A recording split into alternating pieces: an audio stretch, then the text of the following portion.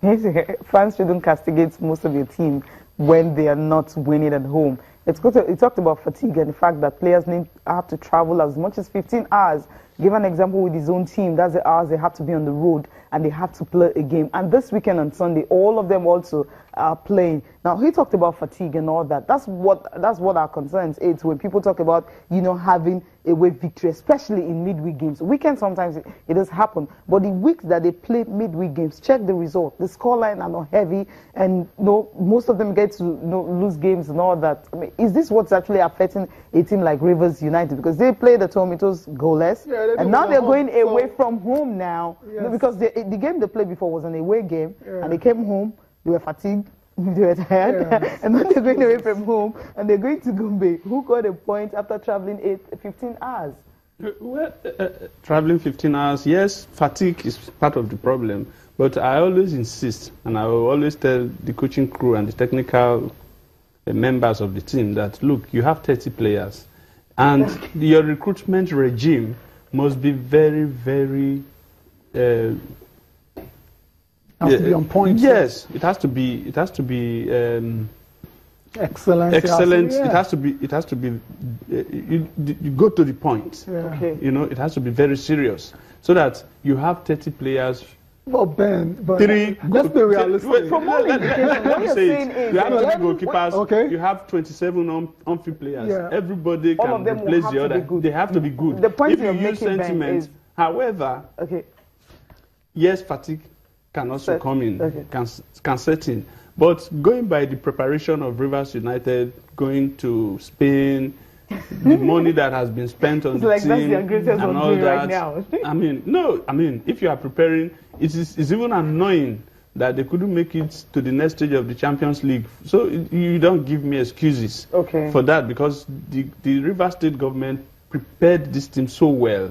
I know that there are some encumbrances, there are some disagreement between the commissioner and the coaching crew. Yes. Does it have to do with money? No, it doesn't have to do with any money. Money is not the issue in Rivers United. So what's the issue now? What's the main issue with Rivers? Because for Stanley Neguma to have come 18 minutes late into the game, my mind tells me maybe the man didn't want to come for that game. Maybe there was an issue. I mean, because I've never seen a coach coming late into a game, your home game. I would like us to put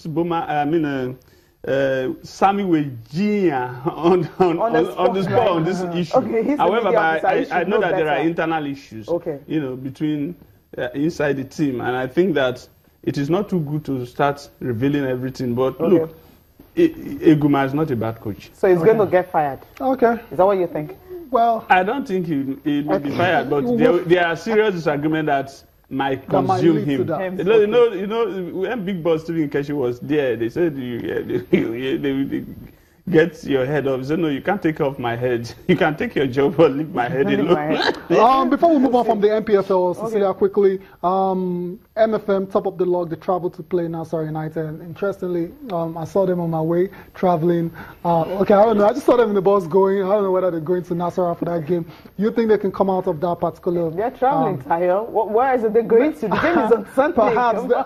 Maybe there's... I don't know. MFM has been doing well but so far. Against Nassau United... I think they've been doing... Nasarawa is just... after Abuja there, you go into town. I think that they can get a point there. They are the best team now. Right now. Let's give it to them. Correct. And, I still, every time I talk about MFM, I talk about Godwin Enakena, who helped form the club and, nurtured it to the stage that it is. And he's one of us. And so we have to keep supporting the club and ensure that perhaps they go into the Champions League. Have to support the club because the journalists actually brought it up. We support the club because they are playing very well. Yes, they are playing very well. But the journalists brought it up. And we want them to win the Champions League with the journalist as the chairman. Oh, okay. I'll keep this date. Nigeria. Okay, now, table tennis, this is not funny anymore. I mean, every time, sometimes I just don't want to talk about it, but we just have to because we know we have good Nigerians over there who can actually dole out some cash and give it to Nigerian Table Tennis Federation. Now, the youth team will be going to Tunisia on the 9th of April. That's when the tournament is starting. It's the 2017 ITTF African Junior Championship. I mean, it's going to be a qualifier for the 2018 Olympic Games. That's the Youth Olympics. That's going to serve as a qualifier for that. But from the way it stands, the Nigeria Table Tennis Federation, they don't have money to actually take these young players. It's just Tunisia. We're not talking about England or Bulgaria or anywhere. It's an African country. So they need money to actually take these young players over there.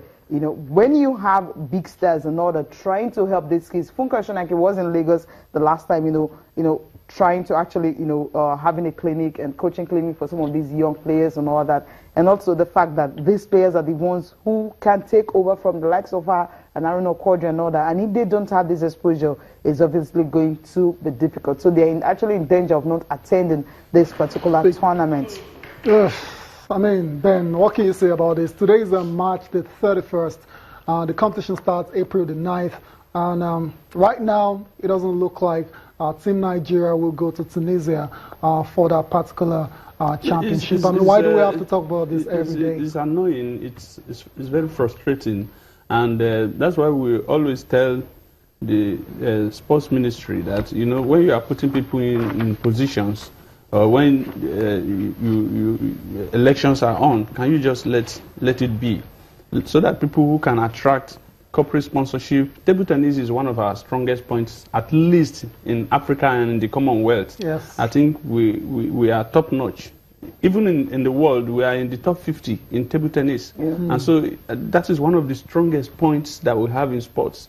But here we are seeing mismanagement, we are seeing, is it a mismanagement or there's no fund for it? I'm not. It's really mismanagement. When I mean mismanagement, it's all encompassing. Because let me tell you, most of the federation are not even getting any money at all. At all. From and the ministry, and the ministry is trying to say they want to bring in people who will run the federations. Meanwhile, these people they are trying to bring in are their cronies who will end up even destroying the federations. Okay. So what we need to do is tell the Minister of Sports, Solomon Dalong, that look, it's about time. If you cannot attract, this is time.